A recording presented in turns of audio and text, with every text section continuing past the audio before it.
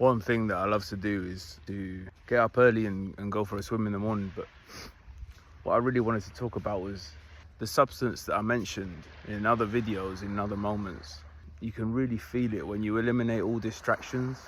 You eliminate all fuzziness and blurriness inside your mind as well. If you look after yourself and you're clean, if you're eating as healthy as you can, doing everything that you should be doing to live healthily, and you're trying your best, you're consuming good quality information. So if you're consuming everything of the highest quality, and then you eliminate all distractions, the substance that I talk about in other videos becomes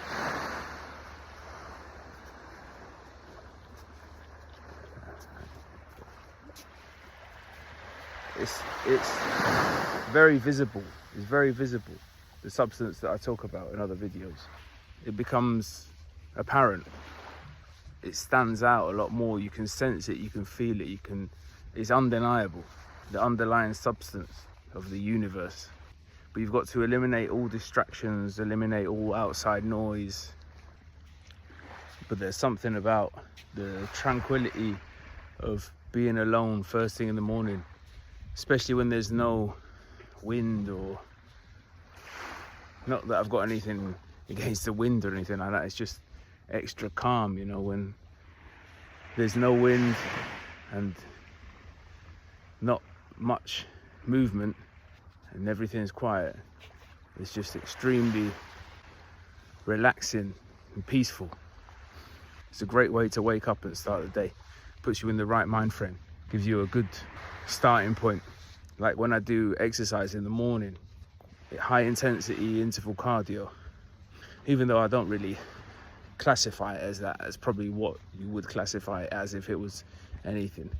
I just do cardio that's quite intense, that gets my heart rate going, and that I find is one of the best ways to wake up as well.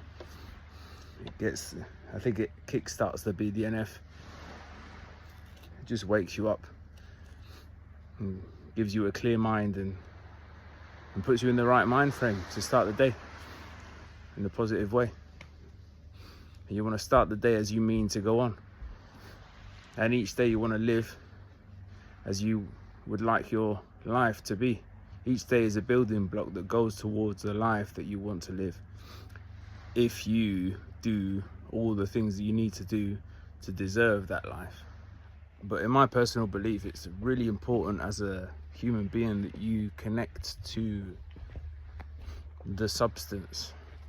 I think the religions, they all talk about the same thing in a different language, and I think it's the substance, the underlying substance.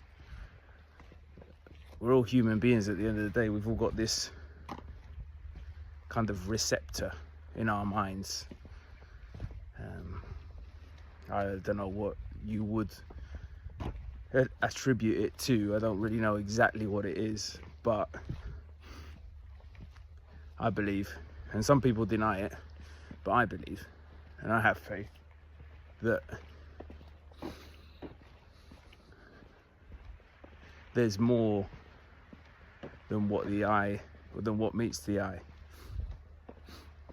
But yeah, I think it's really important that we as human beings practice connecting with the substance and eliminating all distractions and eliminating all internal escapes from reality.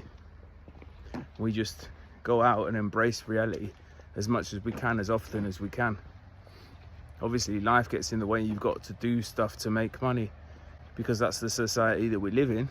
Just because you've got to go out and make money doesn't mean that from time to time you shouldn't go out and connect with nature. Obviously a lot of people understand this. This is nothing new, but it's important. You've got to counterbalance all that hustle and bustle and city life with a bit of nature and calmness and inner peace. And if you don't have people that are resonating with that are willing to go with you, then just go by yourself. Sometimes it's actually more fulfilling and satisfying to go by yourself, because you get that one-on-one kind of experience with nature and God. But yeah, that's a really good way to start the day, consciously connecting with the substance. When you're I mean, it can even be quite frightening, to be honest, when you think about it. It's so vast and big and sublime, and words can't even describe it. That's why it's quite hard to talk about, really. When I try and talk about it, I get my words mumbled up sometimes, but it's definitely very real. And I think, yeah, us humans, we've got like a receptor, or like that. There's a part of our mind that's specifically there for that, to connect and to generate and to receive the substance's energy. But you've got to be willing to let it flow through you. And when I say eliminate all noise and distractions to be able to get in touch with the substance, it doesn't mean that you can't get in touch with the substance when you are around noise and distractions, because it's always there, it's present everywhere. Also, it doesn't mean that just because you're sober that you're going to be in touch with it, or that just because you're not sober that you are not able to be in touch with it, or it doesn't flow through you. At the end of the day, it all comes down to what's inside of you and what you're letting flow through you, what you're allowing to flow through you. So some people are sober and they're not allowing it to flow freely through them, and some people are not sober and they are allowing the substance, the essence of the universe, to flow through them.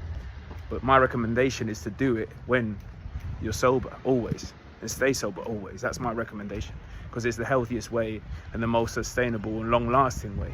And you don't need any tips and tricks, any hacks, any shortcuts. You earned it, and when you earn something, it's much more satisfying.